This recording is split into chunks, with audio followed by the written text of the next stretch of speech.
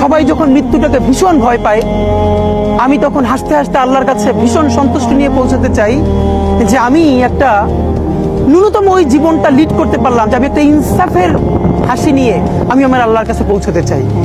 সুতরাং আগামী 50 বছর বাঁচলাম, কোনো ইম্প্যাক্ট তৈরি হলো না আমার দিয়ে, দেশের জন্য, রাষ্ট্রের জন্য, উম্মার জন্য, জাতির জন্য।